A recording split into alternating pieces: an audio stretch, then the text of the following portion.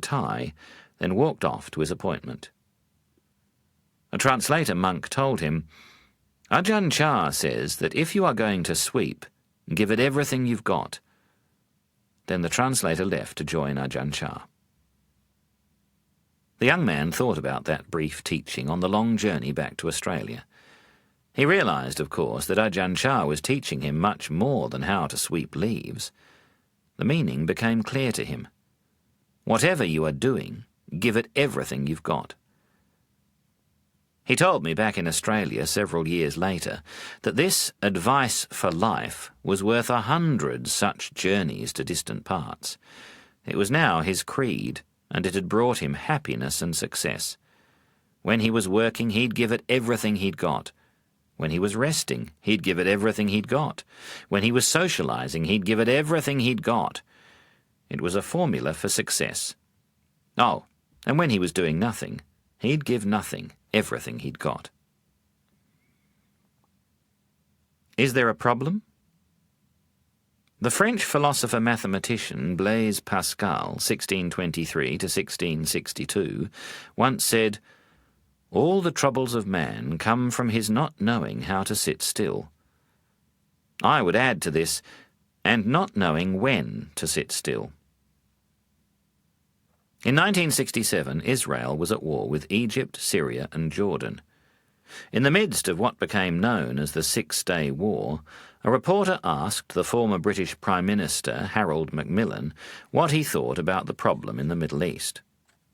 Without hesitation, the then elder statesman answered, "There is no problem in the Middle East." The reporter was stunned. "What do you mean there is no problem in the Middle East?" the reporter demanded to know. "Don't you know there's a vicious war going on? Don't you realise that as we are speaking, bombs are falling from the sky, tanks are blowing each other up, and soldiers are being sprayed with bullets? Many people are dead or wounded. What do you mean, there is no problem in the Middle East?" The experienced statesman patiently explained, "Sir, a problem is something with a solution. There is no solution to the Middle East. Therefore, it can't be a problem." How much time do we waste in our lives worrying about things that at the time have no solution, so aren't a problem? Making decisions. A problem with a solution needs a decision. But how do we make the important decisions in our life? Usually we try to get someone else to make the difficult decisions for us. That way, if it goes wrong, we've got someone to blame. Some of my friends try to trick me into making decisions for them, but I won't. All I will do is show them how they can make wise decisions by themselves. When we come to the crossroads and we are unsure what direction to take, we should pull over to the side, have a break, and wait for a bus. Soon, usually when we are not expecting it, a bus arrives. On the front of a public bus is a sign in big bold letters indicating where the bus is going. If that destination suits you, then take that bus. If not, wait. There's always another bus behind. In other words, when we have to make a decision and are unsure what that decision should be, we need to pull over to the side, have a break, and wait. Soon, usually when we are not expecting it, a solution will come.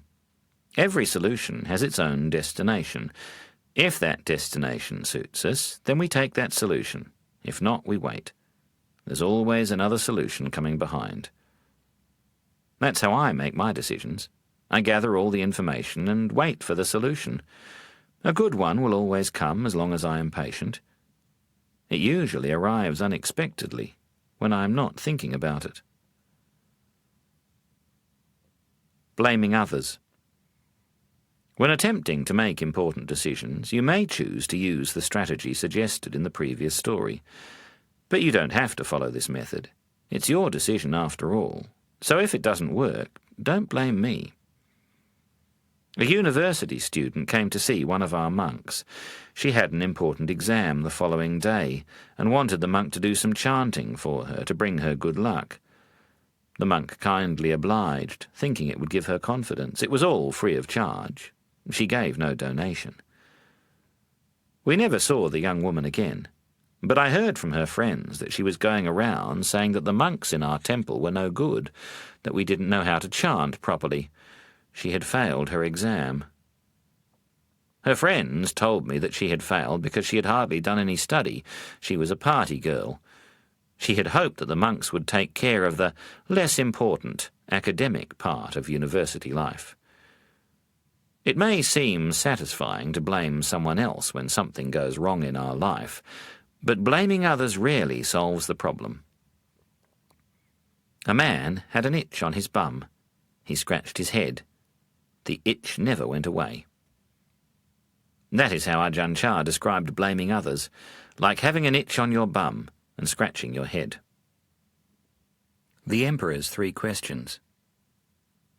I had received an invitation to give the keynote address at an education seminar in Perth. I wondered why. When I arrived at the function centre, a woman, whose name tag showed she was the organiser of the seminar, approached to welcome me. "Do you remember me?" she asked. That is one of the most dangerous questions to answer.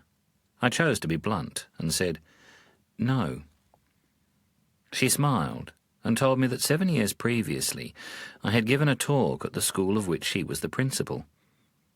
A story that I had told at her school changed the direction of her career. She resigned as principal. She then worked tirelessly to set up a program for the kids who had dropped out of the system, street kids, underage prostitutes, drug addicts, to give them another chance, tailored to their situation. My story, she told me, was the philosophy underpinning her program. The story has been adapted from a book of short stories compiled by Leo Tolstoy that I read as a student. Author's note. According